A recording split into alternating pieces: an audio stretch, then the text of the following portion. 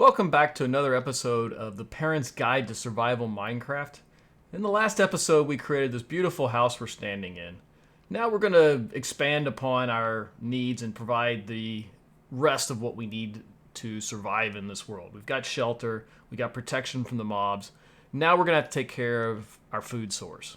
And we do that by coming out here and building a farm, probably over in this little section right over here. But before we can start looking at farming, we need to start thinking about water and building an infinite water source for ourselves. So I'm going to dig out a hole here, and I'm going to drop water here.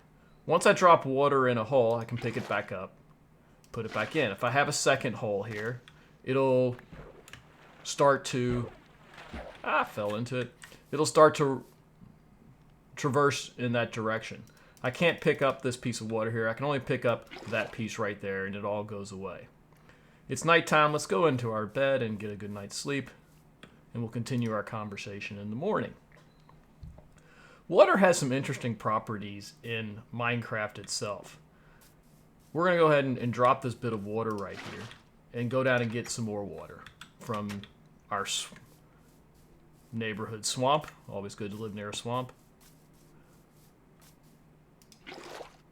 I grabbed a piece of water from here. Since there's so much water here, it fills back up. This just doesn't leave an empty hole of water for all time. This becomes an important property that we can use to generate an infinite water source. So if I were to come back up here, close the door, put this down, we have two pieces of water here. If I pick up one, it starts flowing in the opposite direction. This doesn't provide us a infinite water source. So I put that down. Now, what if I were to, say, dig out, right here? Now we've got water that comes down around through here, and we'll dig this one out right here. Now, if we were to put a piece of water here, it would both be flowing this direction. But if I put one in this corner, they're going to flow against each other and fill up. Now, if I were to pull one out, just say this block right here, what happens is this is a running block, this is a running block. They come together and reform water, creating what is, in effect, an infinite water source. So now we have water right outside our door for us to go and build our farm with. The next thing we're going to need is a hoe. One of the things you can't do in Minecraft is just plant in the ground. If I come in here, I've got seeds, I got carrots. I can't plant either one of these on regular grass. I can't do it on dirt either. I actually have to hoe the ground to make it viable. So this is where the iron hoe comes in handy. So now I've got an iron hoe. I can go out and hoe the ground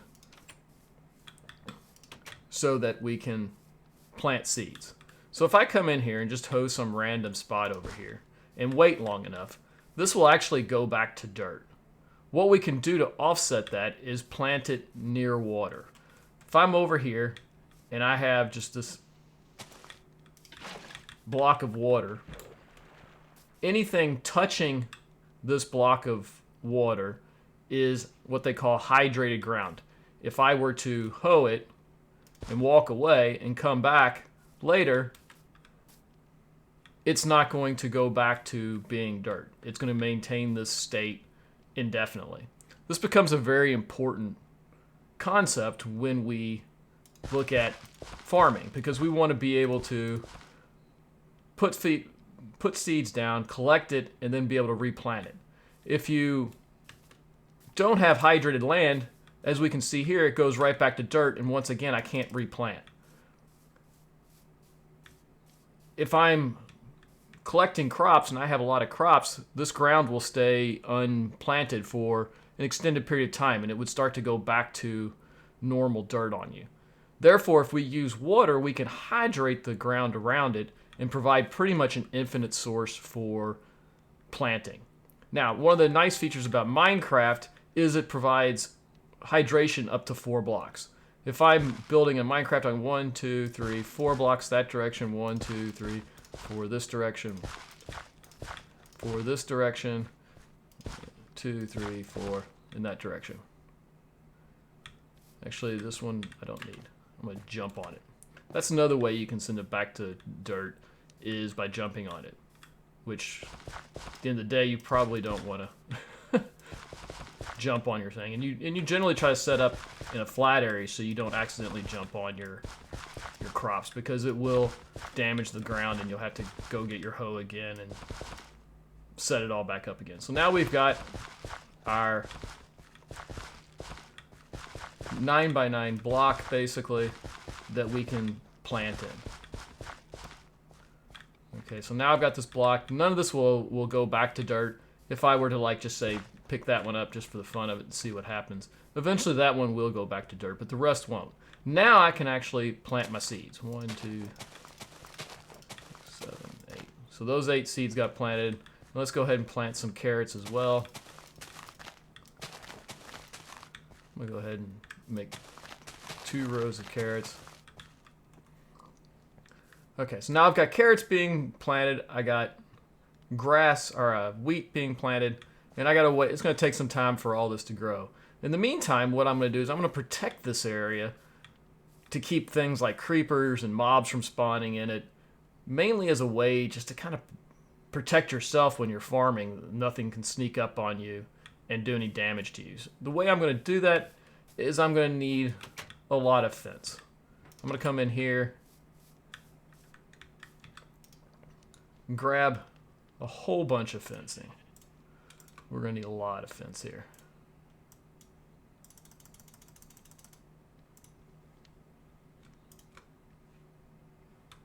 $60 fence will be a good start. Let's grab it. Let's see how far that'll get us.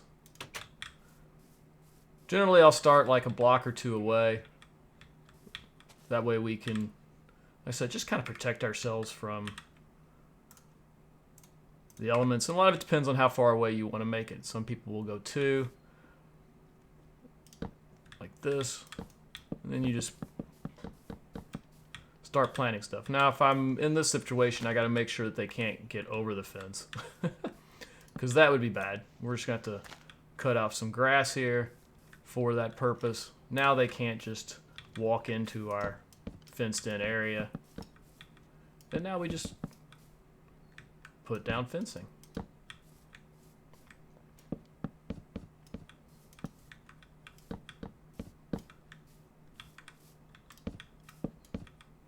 Oops.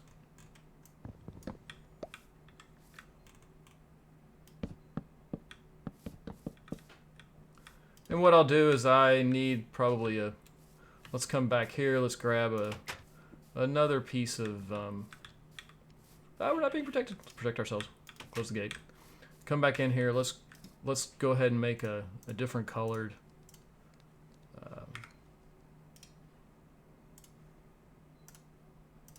fence gate. And I'm gonna go ahead and make a couple fence gates, because we're gonna probably need some more gates here as we go along and build out our farm. Here I've got this. I come over here, we put down our fence in the wrong spot. Come back in. Let's try this again. My fence post. My gate, put it right there. Now we got a gate. We can come in here and pretty much protect ourselves. The other thing we're going to need for this is going to be more torches. We've got to be able to light this space up if we are going to maintain a farm. Number one, the light is used to, you can grow crops 24/7. And secondly, it keeps from mobs spawning inside of your farm. Now, the problem with this is, from this standpoint, is the middle of this farm.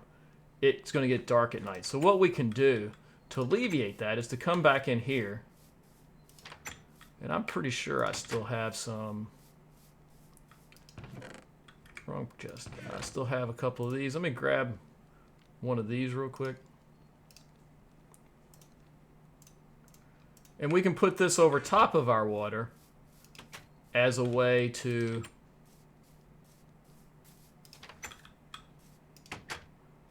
kind of get us going here. Now I can put this on top of the water. The water's still underneath it. We can go ahead and put a torch down in the middle, and now our farm is protected from mob spawning in it, and we're pretty much ready to go. The next thing I want to do is add on to the outside of this edge a new area for livestock. Now, from a farming standpoint, this is just a very simple farm. If I wanted to make a much bigger farm, I could expand this out and just create additional 9x9 blocks of farmland and have pretty much an infinite type farm.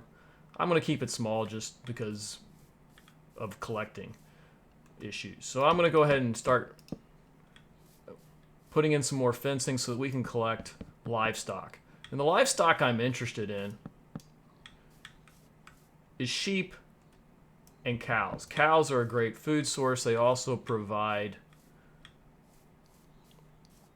leather, which we can then use to make books. Sheep, on the other hand, give us wool, which can be used to make beds. It can be used to make carpet, other types of items we may want.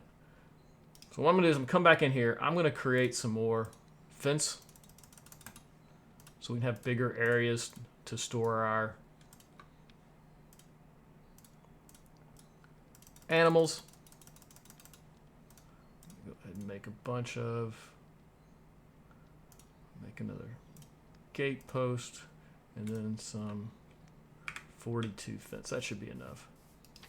So we're going to come out here. It's getting to be nighttime. We're going to want to put a bed down.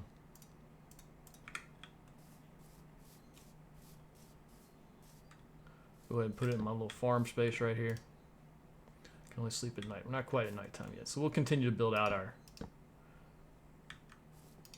fencing for the animals. Get a good night's sleep so no mobs spawn on us. And we'll finish up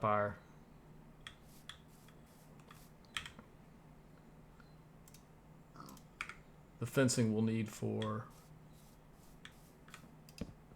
animals.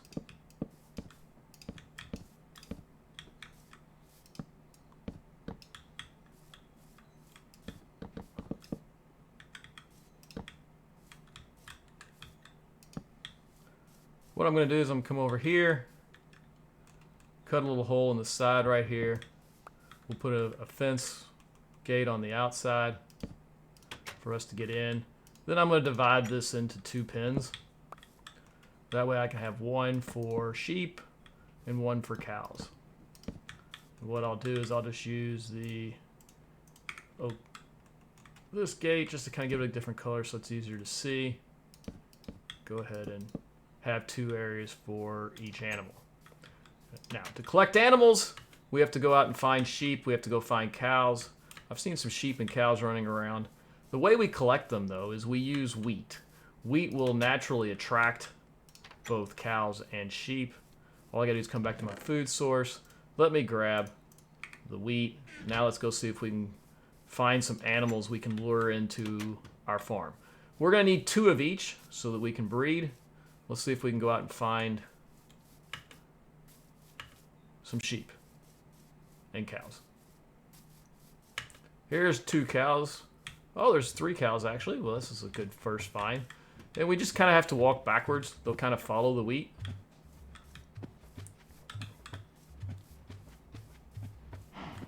And you just kind of lead them back to the base. And all you gotta do is open the gate. Come in. Switch off of wheat. They begin to wander around. Go outside of our gate. Close the fence. And we're good to go. Now we need to go find some sheep. I know I saw some sheep around here somewhere. Let's see if we can find them again.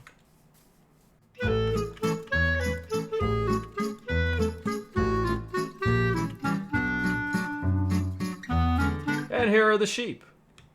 And here they come. We're going to lead them back the same way we led the other ones back. It's kind of a tedious process, but it's a pretty easy way to get the animals you need for farming. And as I lead them back, we can start talking about, okay, now I've got the sheep. How do we go about breeding them? And the cows, what are the operations we use to breed them? And you actually use the wheat for this process. This is part of the reason we want to start, the second reason we want to start a farm. It's nice to be able to get additional carrots, but we can also get additional wheat as well from our farm. That will allow us to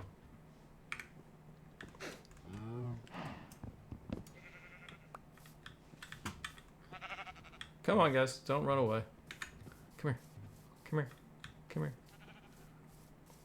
That will allow us to breed these and get additional sheep. You're not going to need too many sheep to collect wool, but for cows, because they are such a good source for food, and you'll need them for books, if you want to go that route, you'll want to breed cows pretty heavily. So I'm going to go ahead and come in here and lock them in. We've got sheep, we got cows. Now to breed them, we just give them some wheat. That'll breed them. Let's come over here and breed 2 of these guys. How about you and you? Breed. And we'll have a 4th sheep, and there's our 4th cow.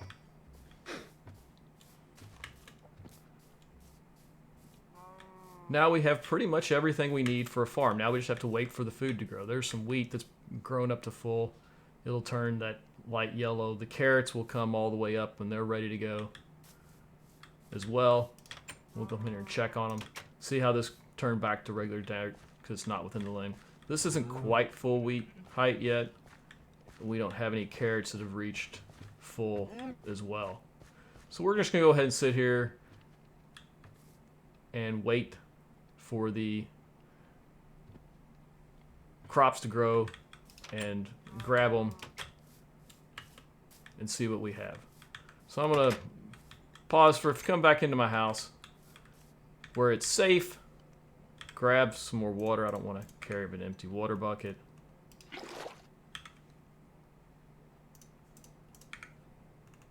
Eat some food because I'm hungry. And I'm going to wait for my farm to grow. We'll be right back.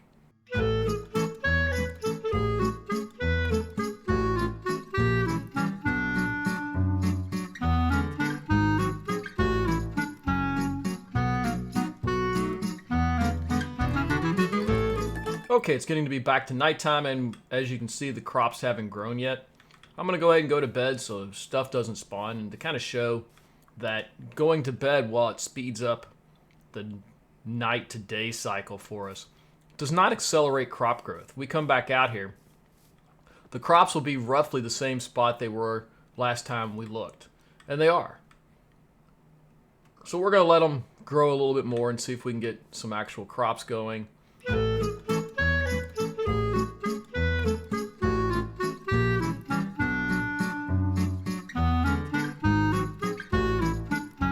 Okay, at this point we've had roughly 10 minutes of real-time gameplay.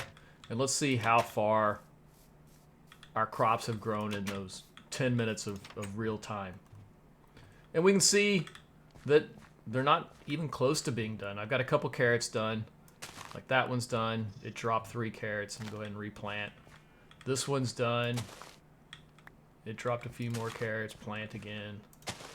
Go again. Carrots will drop anywhere between 1 and 3 carrots for each drop. So you can easily replant them and still gain additional ones. Wheat, on the other hand, okay, this is wheat that's not done. The lighter tan is the one that's done. This will generally give us at least a piece of wheat and generally 0 to 3 seeds as well. There's some seeds there. And as you can see, we have picked up 6 seeds from those 3 pieces of wheat we're able to farm up. I'm going to go ahead and just continue to plant the additional wheat. Come grab some more carrots. This is basically what you have to do with farming. And then you can come back over here every so often. You'll be able to refeed these guys and have more. Oops. Feed them, give them 2 more another cow coming in. And we can continue to do this and really stock up on livestock pretty easily with the wheat we collect from farming. And then we can use the carrots themselves for food for us. Once we get going, we can then slaughter the cows, eat them. Steak is probably one of the better food sources in the game. Anytime you can get cooked steak, it's going to last you a lot longer and provide greater health benefits than just about any other food in the game. That'll bring us to the end of our farming episode. If you've enjoyed this video, hit the like button. If you've enjoyed the series, hit the subscribe button to learn when new videos are posted. As always, have a great day if you want to.